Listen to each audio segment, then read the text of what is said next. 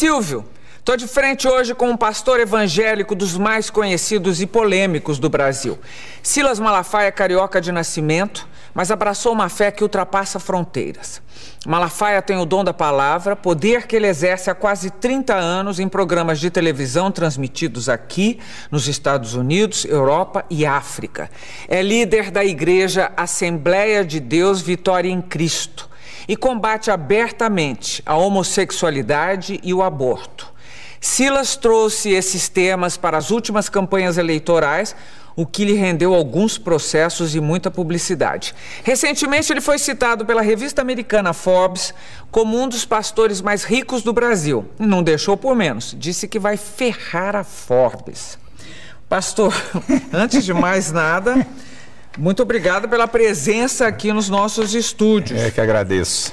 Vamos começar pelo assunto mais atual, pela Forbes. Sim.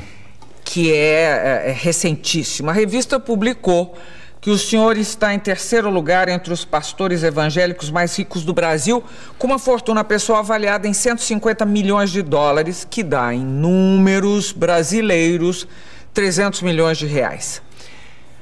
E o senhor contestou essa informação. Sim. Deixa eu te falar, Gabi. Safado, sem vergonha, bandido, caluniador, tem tudo que é lugar. Pastor, padre, jornalista, tem tudo que é lugar. Quando a Forbes faz uma declaração dessa, não é uma declaraçãozinha qualquer. Eu vivo de quê? Eu vivo de que pessoas acreditem em mim para darem ofertas, na verdade, porque eu sou um pouco diferente de outros pastores. As ofertas que eu recebo é mais de gente que não é da minha igreja. Eu sou pastor de igreja há 2 anos e meio. Então, há 30 anos eu sou conferencista e tenho programas de TV e recebo verbas de pessoas que não me conhecem de perto. 80% são evangélicos e 20% é gente de tudo que é religião. Então, quando eles falam isso, o que subentende? O ser humano é um ser inteligente, que raciocina, que pensa. Bem, esse cara tem 300 milhões, está roubando de gente. Não, roubando não. Está metendo a mão. Mas eu gosto de ser, desculpa, eu sou muito franco. Esse cara está com essa grana toda porque está metendo a mão em alguma coisa. Aí vamos lá. Onde é que está a mentira e a safadeza? Primeiro, minha declaração do imposto de renda, eu vou fazer porque você tem credibilidade. Estou sendo honesto. Se eu tivesse no outro programa, um outro jornalista, mas como você é uma jornalista de muita credibilidade, então exclusivamente aqui para você, aqui, e no meu programa de TV, porque eu não devo nada, não tenho nada a temer, eu tenho aqui o espelho de bens do meu imposto de renda, tá aqui, coisa sigilosa que ninguém dá, ninguém abre, eu estou aqui com ele. O meu imposto de renda, depois você pode olhar o final, onde diz sobre o patrimônio que eu tenho, é 4 milhões de reais. Nesses 4 milhões de reais, tem 2 milhões do capital da editora Central Gospel, porque você é obrigado a declarar o capital, né? Quando você abre uma empresa, qual é o capital dessa empresa? Então, isso entra no imposto de renda. Então, eu tenho uma casa, 6 apartamentos, 3 meus filhos moram, 3 eu comprei em comodato de construção, que ainda faltam 30 prestações em Vila Velha, de um construtor evangélico. Eu tenho um apartamento em Boca Raton, que está aqui a declaração de bens do Banco Central, ela está aqui. Comprei por 149 mil dólares para pagar em 30 anos. Se eu pegar esse patrimônio atualizado, porque você na declaração do imposto de renda, você põe o dia que você comprou. Mas se eu pegar isso e atualizar o valor que vale a minha casa, que aqui está por 800 mil, porque foi quando eu comprei, eu vou ter aqui de patrimônio atualizado de valores de hoje, 4 milhões e meio, ok? Aqui tem 4 milhões porque tem 2 milhões da minha participação na minha empresa. Então, se eu tirar isso e atualizar, então o que a Forbes está falando, primeiro, é mentira. O jornalista, o correspondente, eu acho que ele vai perder o emprego, porque eu vou processar a Forbes nos Estados Unidos. Eu não vou processar aqui. Aqui não tem graça. Eu vou fazer doer lá. Porque eu acho uma safadeza você denegrir, porque se eu tivesse, eu também diria. Porque há 25 anos eu não tenho salário de pastor. Eu sou pastor há 30 anos, tive salário por 5 anos, não que seja pecado errado, é bíblico. A Bíblia fala até que o pastor tem que ganhar muito bem, pela Bíblia, que ele tem que ser muito bem tratado. Mas há 25 anos eu não tenho salário de pastor. Há 25 anos eu vivo de quê? Como conferencista, eu talvez seja o pastor que mais oferta ganho quando prego fora, porque estou na televisão, essa coisa toda, e da minha editora. Para você ter uma ideia, nos últimos 5 anos, eu vendi mais de 1 milhão de livros meus por ano. Mais de 1 milhão. Eu sou o pastor que mais vendo livros, eu sou o pastor que mais vendo palestras em DVD e em CD. Então, eu não posso aceitar que uns caras venham dizer uma coisa com o objetivo, que esse é o objetivo, é colocar um bloqueio na sociedade, que tudo que é pastor, o que ele tem, ou foi roubado dos fiéis, que é um bando, desculpa a expressão, de otários, certo? Então, eu fiquei nervoso com esse negócio. Eu vou contestar um pouco. A revista Forbes é uma revista que trata basicamente de fortunas. Não é novo, é associado à religião, a todas as religiões, digamos, não estou isentando a católica. As religiões são associadas a fortunas. No caso da evangélica, associada ao dízimo pago pelos fiéis. E aí levanta-se a questão sempre, tem sempre esse mistério do dinheiro em torno da religião evangélica, que vem do dízimo, etc. e tal, que sustenta as igrejas. Também vem com dízimo. Também, estou dizendo. É dízimo também. Não é obrigatório, mas tem. Verdade. Não é obrigatório. Sim. Agora, no caso, esse interesse por essas fortunas que aparecem nas pessoas associadas à religião, por que não seriam do interesse da Forbes? Ela trata de outras fortunas, ela trata de fortunas de muita gente. Ela cita o Ike como o Ike Batista, ela cita todo mundo. Por que não citaria os brasileiros associados à religião? E mais, a revista se defendeu citando fontes. Ela disse Ministério Público, mentira, Polícia Federal, mentira, e imprensa. Mentira, primeiro, não tem um dado.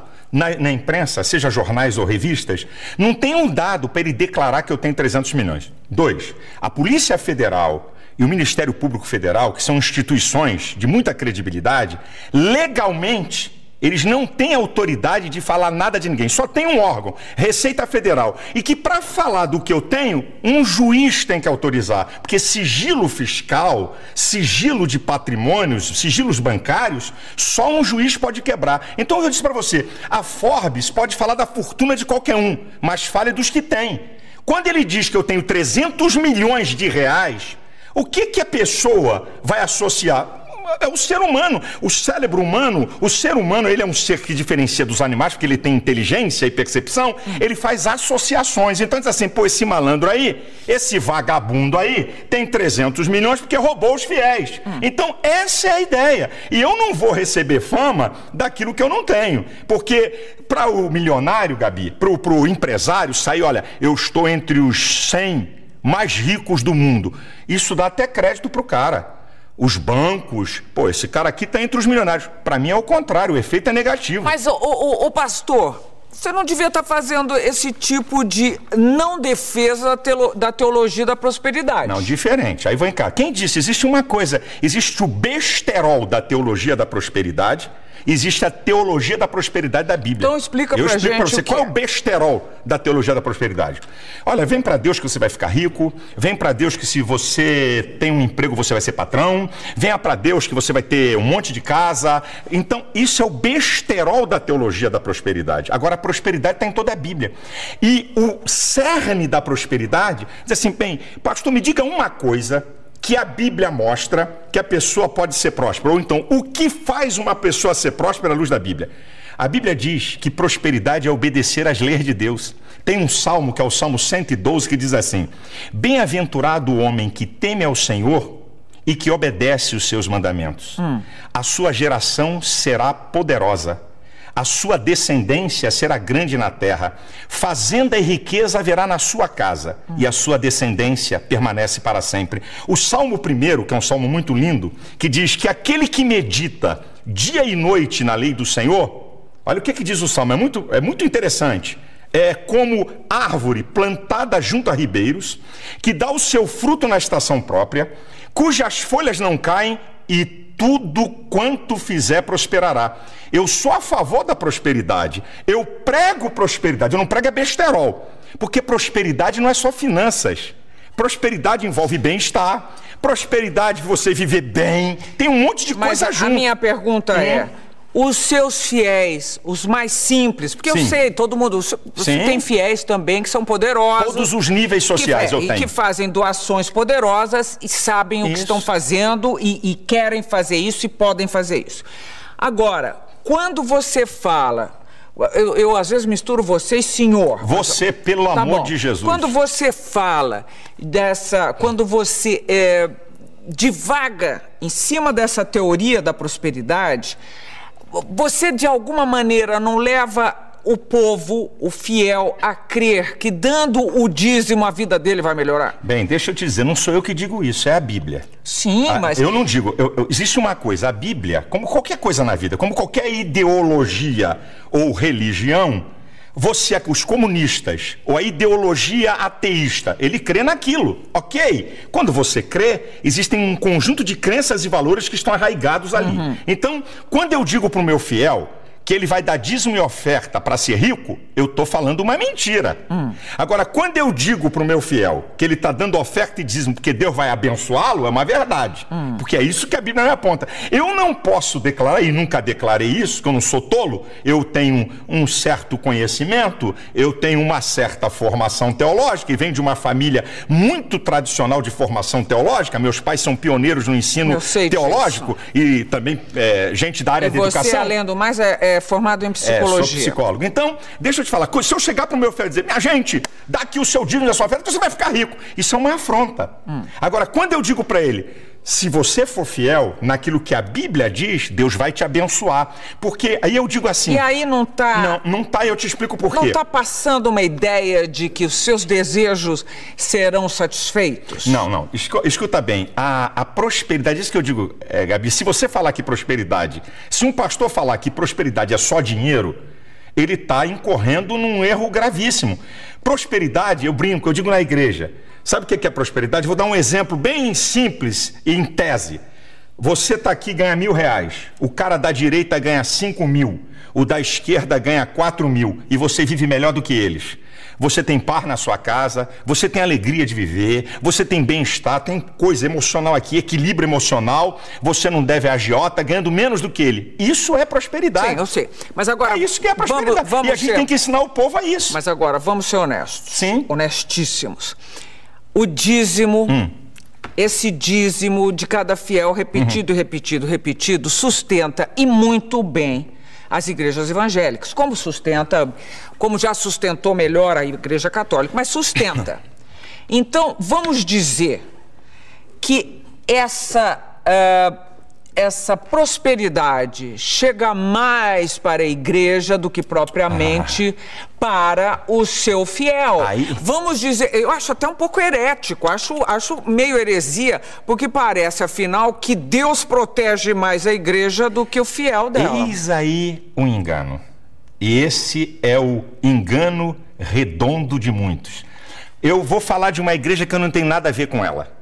Ok? Eu não tenho muitas discordâncias. Então vamos lá, vou usar outra que vai ficar mais fácil, porque todo mundo percebe.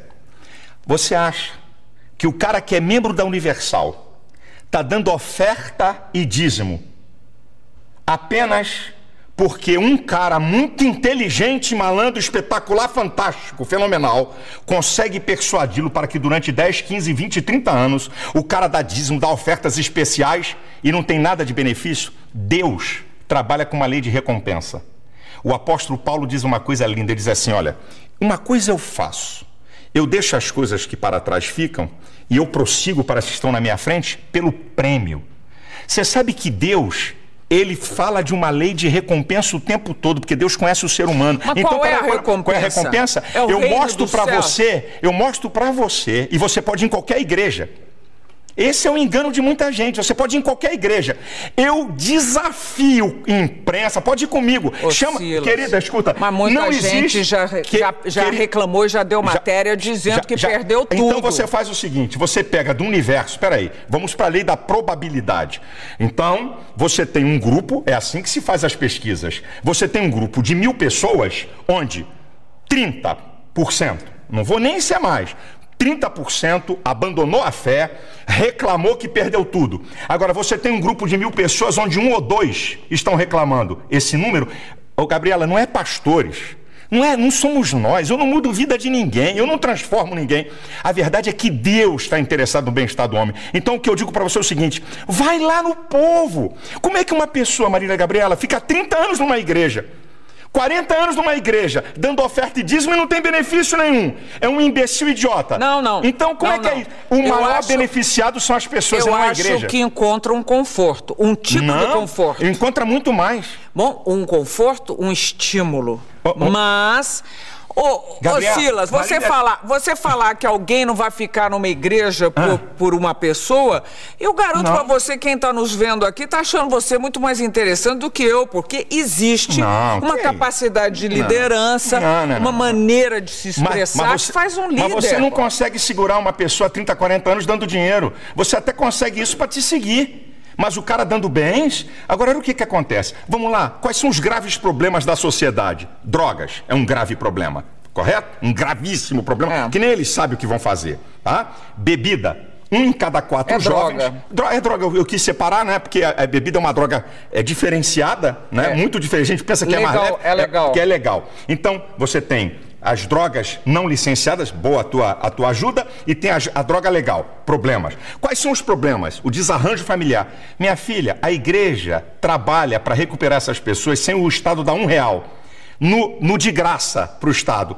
Então o cara, Gabi, nós temos essa experiência, o cara tem um único filho. Ele diz, eu daria tudo o que eu tenho para tirar esse cara da cocaína. Eu daria tudo o que eu tenho para tirar esse cara do crack. Eu daria tudo para tirar meu marido da bebida. Aí vai para a igreja.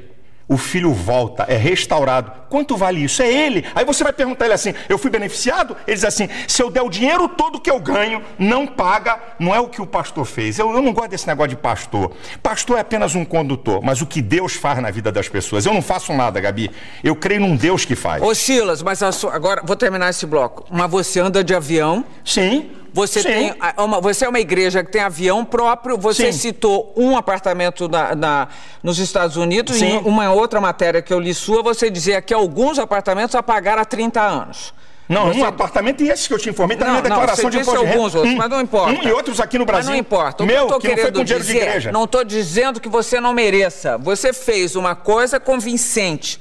Mas o que eu estou querendo dizer é se não é herético imaginar que você foi mais favorecido do que quem está esperando também. É porque você não conhece as ovelhas e os membros das igrejas, o que aconteceu na vida deles. Você não tem ideia disso.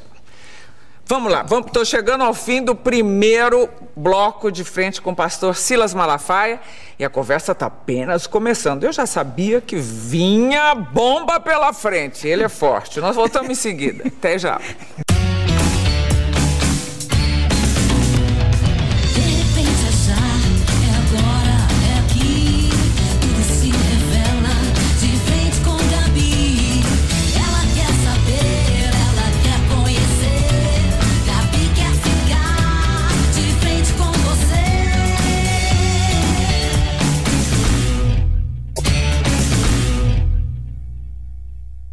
De volta e de frente com o pastor Silas Malafaia. Agora vem bomba. Vamos lá. O pastor, o Silas. No discurso de posse para o segundo mandato, o presidente americano Barack Obama disse textualmente: nossa jornada não estará completa até que nossos irmãos e irmãs gays sejam tratados como qualquer pessoa. Na sua igreja ele não teria sido reeleito. Na minha igreja, não. Ele não teria sido reeleito. Deixa eu falar sobre essa questão de homossexualismo. Homossexualidade. Isso, obrigado. Deixa eu te falar uma coisa. Primeiro, ninguém nasce gay. Homossexualismo é um comportamento. Eu vou fazer uma definição. Tá, então vamos lá. É contestável. É contestável? Eu mando vir na genética. Quem é que pode dizer se alguém nasce gay ou não? Não é a psicologia, é a genética. A ciência que pode dizer, é igual ao aborto. Quem é que pode dizer onde começa a vida? A biologia. Então, quem é que na ciência? Então, eu vou primeiro para... Bom, você sabe que as últimas pesquisas andaram mapeando o cérebro de gente aí. Não deu nada. Olha aqui, deixa eu te falar. Deixa eu falar uma coisa aqui para você que é muito interessante. Ninguém nasce gay. Não existe ordem cromossômica homossexual. Não existe gene homossexual. Existem ordem cromossômica de macho e de fêmea. Então, vou fazer uma definição de homossexualismo. Um homem e uma mulher. Homossexualidade. Não, homossexualismo, a prática. Eu posso falar homossexualismo ou a homossexualidade. Não tem... Não, é que o homossexualismo caracteriza a doença. Não, mas eu não vejo como doença. Eu não vejo como comportamento, nada de doença. Então, a homossexualidade. Um homem ou uma mulher por determinação genética e homossexual por preferência aprendida ou imposta. Agora vamos para a pesquisa. 46% dos homossexuais foram violados, violentados quando crianças ou adolescentes. Como é que alguém nasce? 46%. 54% escolheram ser. Então, primeiro, homossexualismo é comportamento. Então, vamos para a genética. Gêmeos iguais, estou falando de genética, gêmeos iguais, isso é o mesmo embrião que se divide, tá? É chamado geneticamente iguais, homozigóticos, são gêmeos iguais. Então, o que tinha que acontecer? Se um gêmeo é hétero, o outro teria que ser hétero. Se um gêmeo é homossexual, um gêmeo é homossexual, o outro teria que ser. Então, vamos lá. 35% dos gêmeos que são homossexuais, o outro, 65% são héteros. Então, como é que são iguais? Como é que nasce? Peraí, eu estou falando de nascer homossexual. Eu estou falando de genética. Tá bom. Não tem uma fonte na genética, não tem uma fonte... traços psíquicos, não sei o quê. Então, vamos lá. 46% passaram a ser homossexuais e eles não falam. O dia que eu falei isso, partir do dia que foram violados e violentados... Então você já está dando outro dado. Eu estou dando um dado. No geral, violentados por quem? Não, por parentes, violentados por vizinhos... Não, por ser heterossexuais. Bom, então vamos lá. Então, nascer é o seguinte, eu vim a esse mundo e tenho essa vontade. Por que animais, e nós somos mais um na natureza, por que animais praticam não nascem homossexual? Praticam sexo com muitos animais, com animais do mesmo sexo e não são perturbados na outra sexualidade? E não é os animais não são considerados uma prática homossexual. Vem cá. Não há olha a pergunta que você me fez. Olha a pergunta. Nós estamos conversando e disse assim, eu disse aqui, ninguém nasce homossexual. Foi a minha resposta aqui para você. Eu já disse que é contestável. Você disse que é contestável, eu digo, o que tem argumento. A ciência, o que é ciência? Tem que ter observação. Por que a evolução é teoria? Porque você não pode comprová-la na observação. Agora, então, escute. Essa conversa não vai terminar nunca. E eu quero saber de você. Você quer saber? Eu tenho que te responder. Eu quero saber qual é a tua questão com a homossexualidade. Eu vou te dizer qual é a questão. A minha questão aqui no Brasil é os direitos que eles querem em detrimento da coletividade. Quais são os direitos? Os direitos? Então eu vou dizer para você. Serem respeitados, não serem mortos e agredidos. Não, nada disso. Vamos lá, você está falando de mortos? Quando eles falam de números, que eu acho que ninguém deve morrer. Eu não quero que ninguém morra de nada. Mas quando eles utilizam números, é contra eles totalmente. Eu vou nessa do número já. Mas vamos aqui. O que eles querem na PLC 122? Número 1. Lá no artigo 20, parágrafo 5º, está dizendo o seguinte, que se um homossexual sofrer constrangimento vexatório de ordem ética, moral, filosófica, tá lá. Então, ok? 3 a 5 anos de cadeia. Então vamos para a Constituição. Artigo 5º, inciso 8. Ninguém será privado por convicções filosóficas, religiosas e políticas. Então quer dizer, o que é...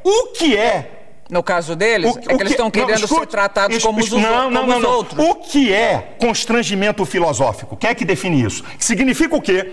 Se olhar para a cara de um homossexual mal, olha, você está me constrangendo filosoficamente. O que é isso? Que papo é esse?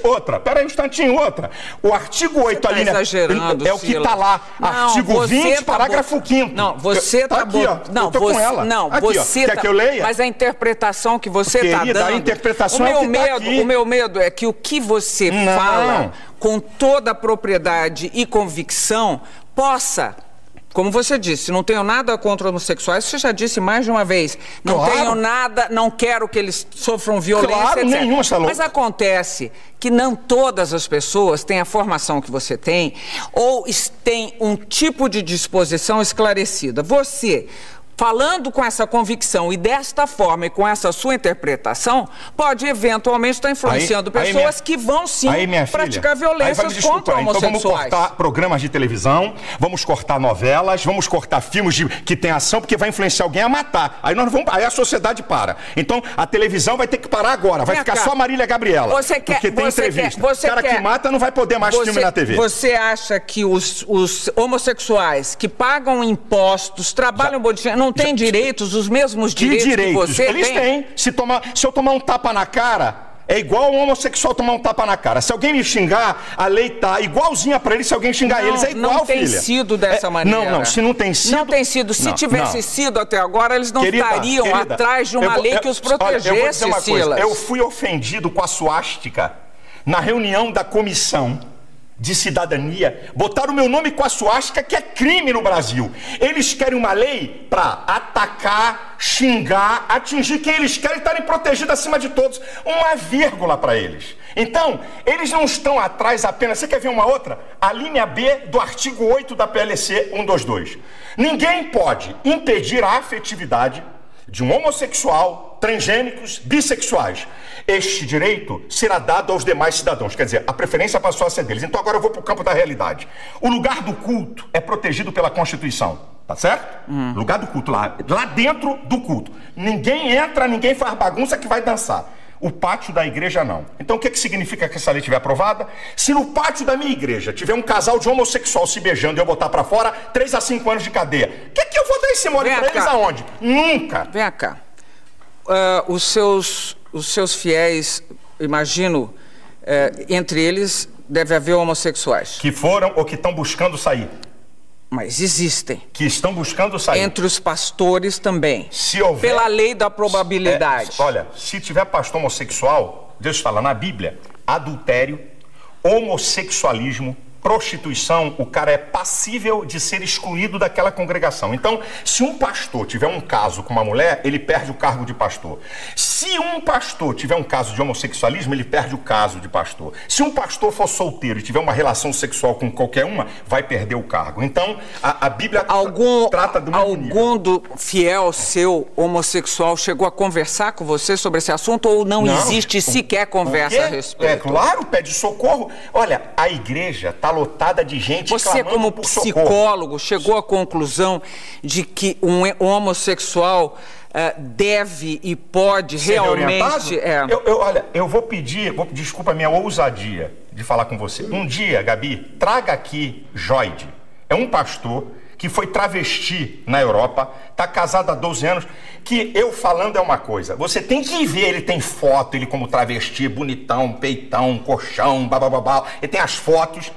Ouça alguém que foi reorientado. Você aceita que ele podia ser um bissexual? Não, conversa com ele pra você ver. Eu tô perguntando se você aceita que ele podia ser um bissexual. Pode ser um bissexual. Agora, mais grave do que isso. Vai botar 380 de peito, vai botar bumbum e coxa e ser bissexual. Mas olha aqui, vem aqui. Não virou, depois não casou e tudo? Casou. Agora, eu vou fazer uma pergunta pra você.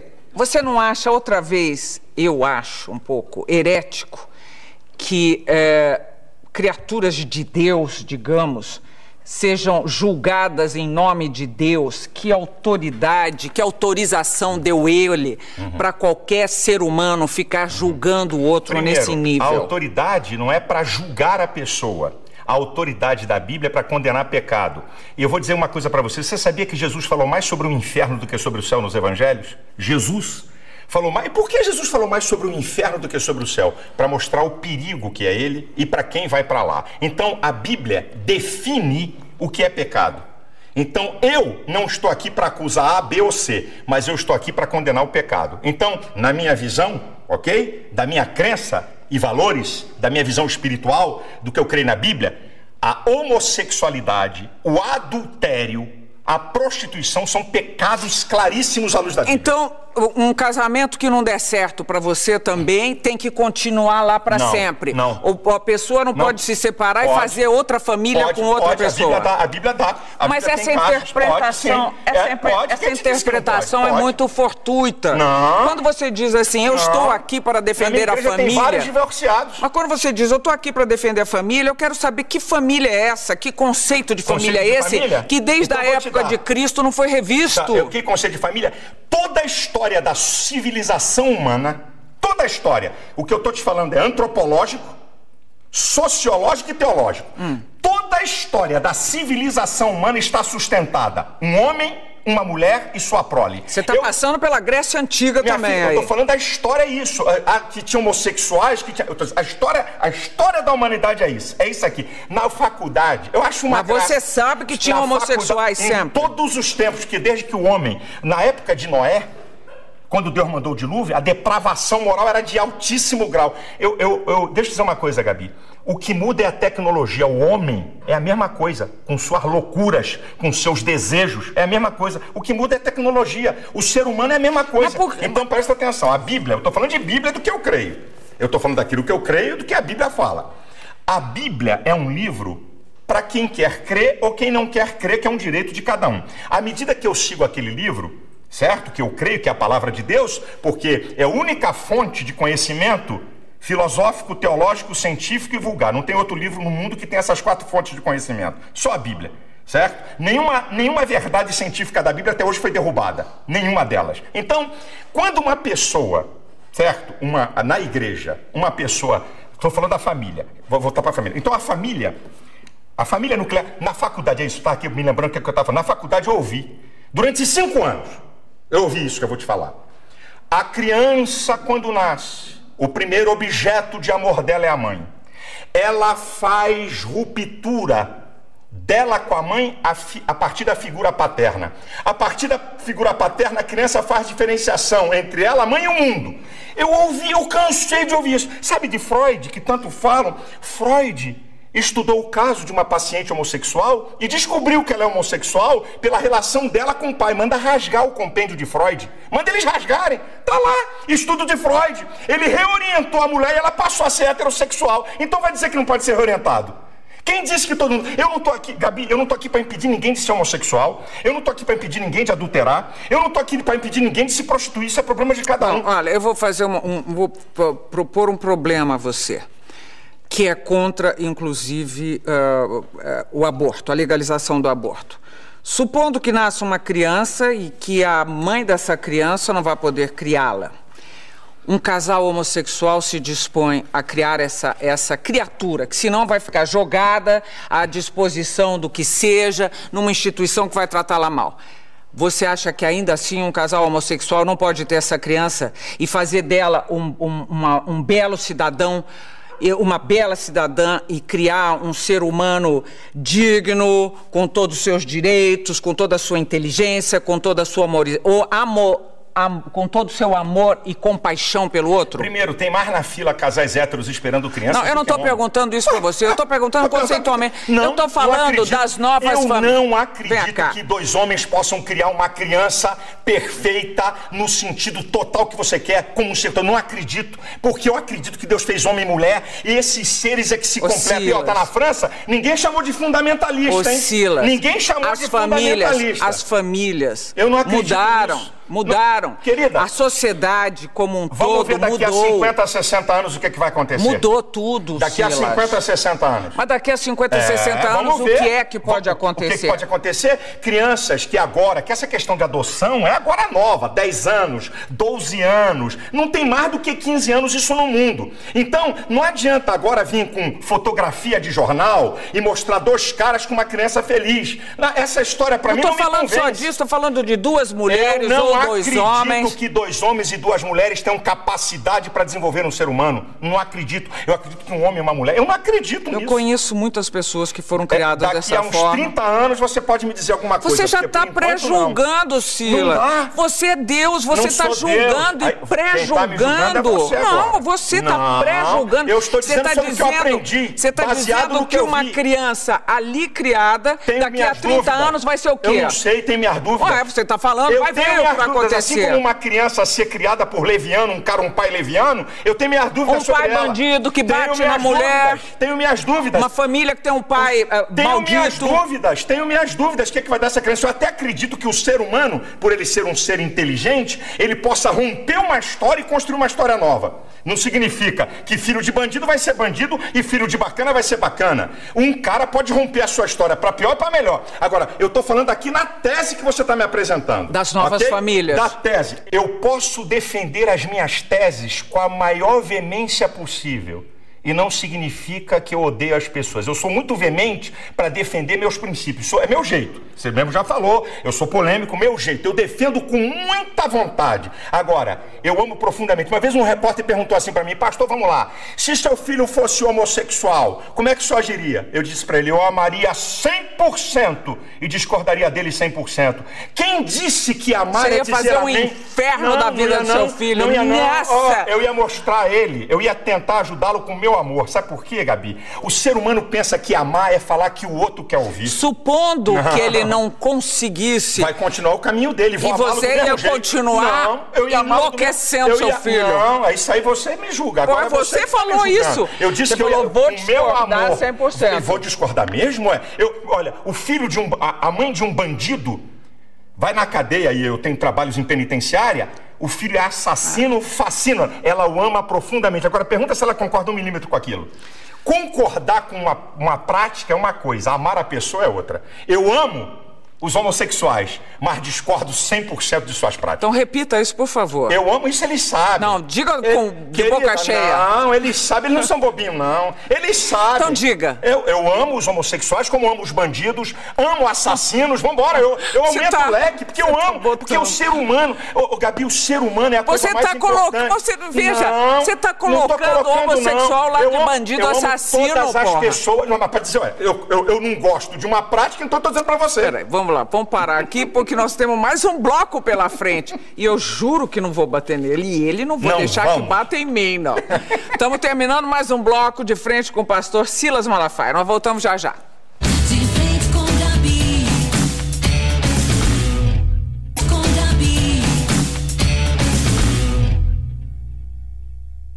De volta de frente com o pastor Silas Malafaia.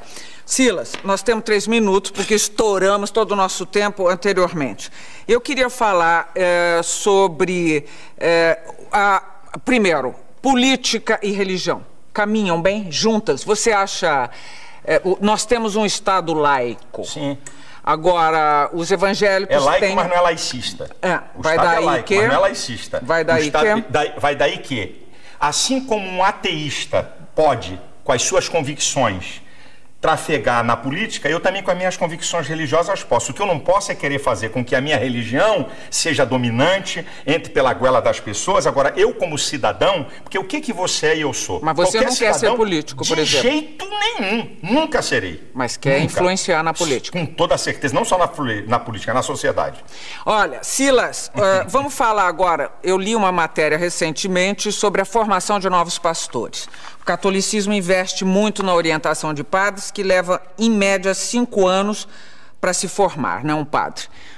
Como é a formação na sua igreja? Na minha igreja, o pastor, né, para eu poder consagrar o camarada pastor, no mínimo, no baratinho, ele tem que ter um 2º grau, com um curso básico teológico, no mínimo. E curso básico é o quê? É um curso 2 de anos? 2 anos, é um curso básico. E na igreja eu tenho um curso para prepará-lo, que também é um curso, não é de muito tempo, leva aí uns 4, 5 meses, para poder dizer para ele o que a igreja pensa, o que a gente é, como é que é. Isso é o seguinte, é uma caminhada para eu chegar, porque esse é o meu sonho, para eu chegar no nível... Agora ainda não dá, não cabe, não tenho como fazer isso, mas na minha igreja já vai chegar para o cara ser pastor, vai ter que ter um bacharelado de teologia para ele poder ser pastor.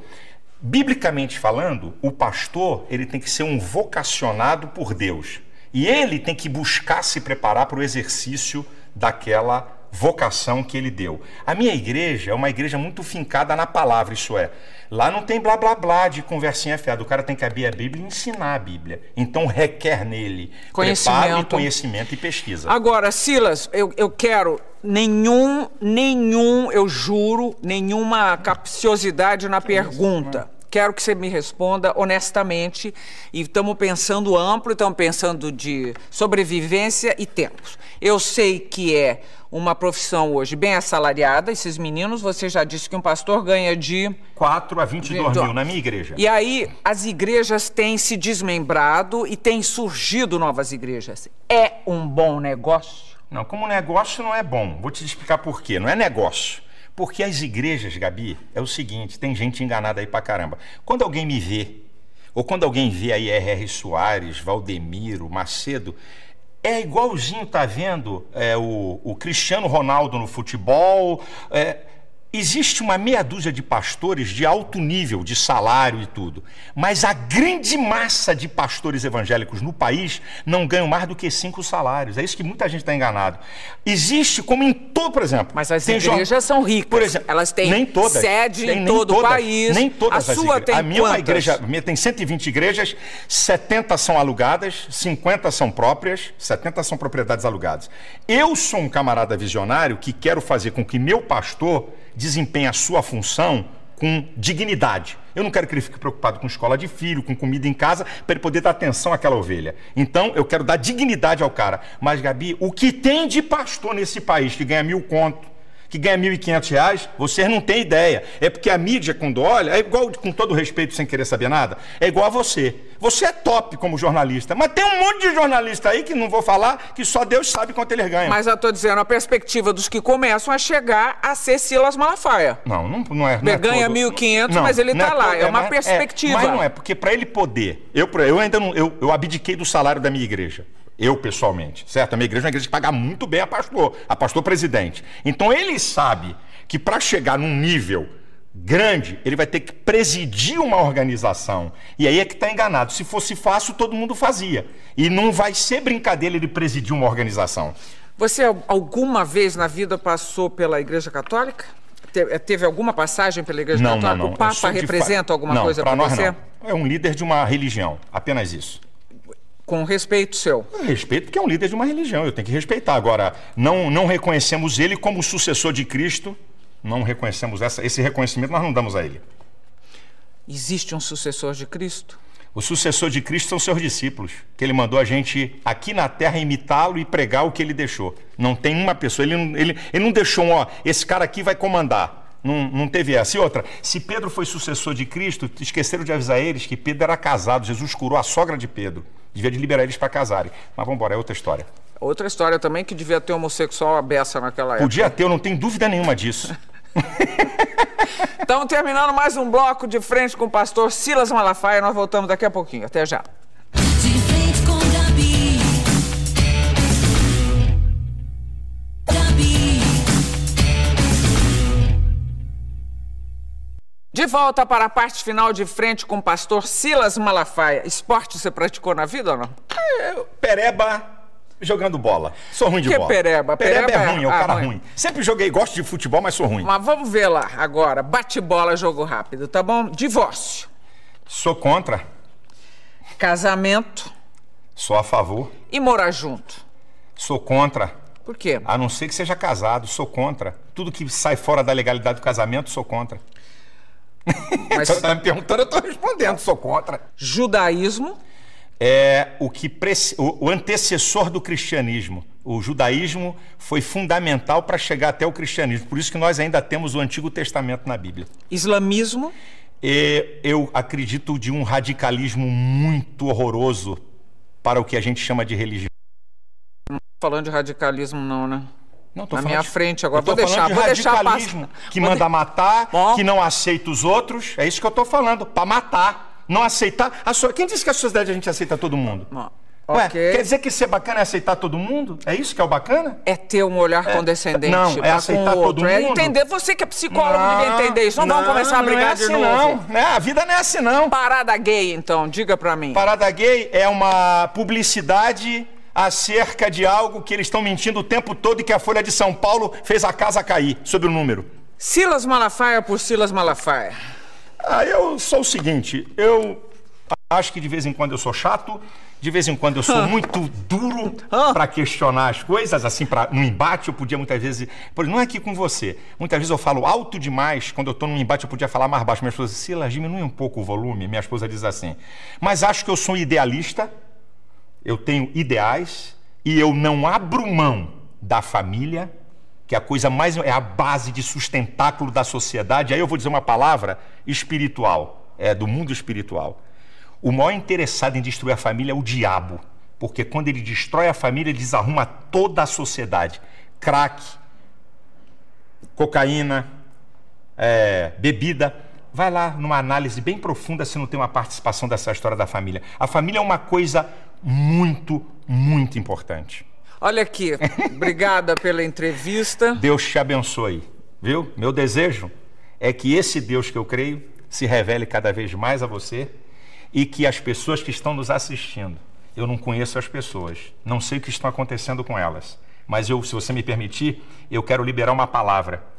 Talvez precisando de cura, talvez gente sem paz, talvez gente perturbada com as coisas da vida, que Deus se manifesta a você, trazendo paz, alegria e equilíbrio. Que o meu, que eu não sei se é o mesmo seu, te perdoe. Ah, ele me perdoa, porque eu sou pecador. Obrigada, Silas. E a gente se vê aqui no próximo programa. Até lá.